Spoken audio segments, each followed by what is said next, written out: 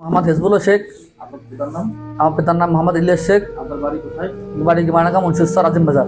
যে বিজ্ঞাপন যে করতেছেন আসলে আপনার অভিজ্ঞতা কি কি আছে আমাদের একটু বলুন। আমার অভিজ্ঞতা হচ্ছে যে এমনই যে আমার ঘরে হচ্ছে মনে করেন আমার আমার মা আমি আর আমার আব্বু থাকি, কিন্তু আমার আব্বু এখন বাহিরে আছে প্রায় 20 বছর চলে।